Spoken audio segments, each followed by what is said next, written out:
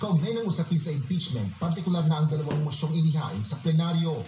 Unang naghain ng motion to dismiss si Senador Rodante Marcoleta.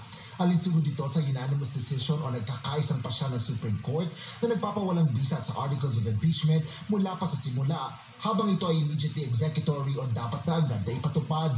Tutol naman si Senador Vicente Tito Soto III sa naturang motion at naghain ito ng motion to table the motion na nagpapaliban ng motion ni Senador Marcoleta.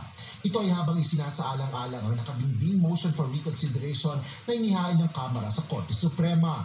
Matapos ang rekomendasyon ng ilang senador, kalaunay pumayag na rin si Senador Marcoleta na amyendahan ang kanyang motion at gawin itong motion to archive. Ibig sabihin, ilalagay ang articles of impeachment sa kartularyo na imbakan ng mga mahalagang dokumento na sa ibang salita ni Senator Alan Peter Cayetano ay maituturing ito na patay na. I think in obedience to the decision of the Supreme Court, the Senate adheres to it and put to rest. Let me put it another way, Mr. President. If a motion is approved to act upon the decision and to adhere to the decision, am I correct, Mr. President, that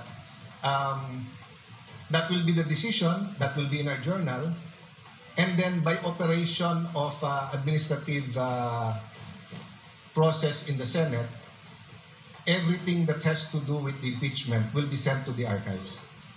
That is correct, Your Honor. That is the administrative procedure that will logically follow. Sinigundahan naman ni Senador Juan Miguel Zubiri ang rekomendasyon na imbis na motion to dismiss ay motion to archive ang pagbobotohan.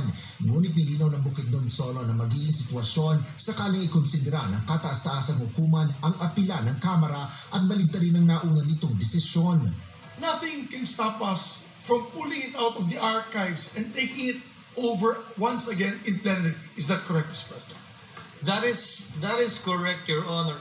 Kinumpirma rin ni Senate President Francis Chis Escudero na kailangan lang ng boto ng mayorya upang mailabas ang articles of impeachment mula sa archives. Matapos ang 4 na oras na balitaktakan, nagdesisyon na ang Senado na magbotohan.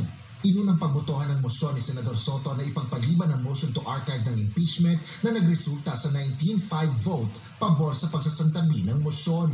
Kasunod dito ay ang botohan naman ng motion to archive.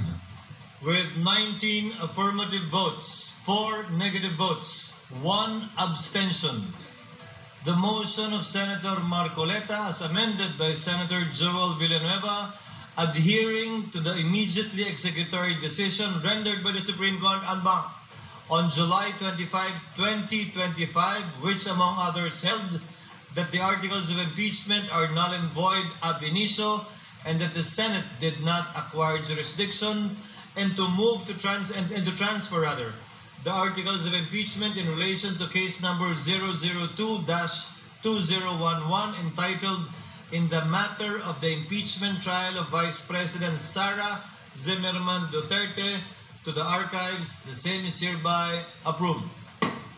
Asher Cadapan Jr., UNTV News and Rescue. Diyos ang aming sandigan, serbisyo publiko ang aming pinahalagahan.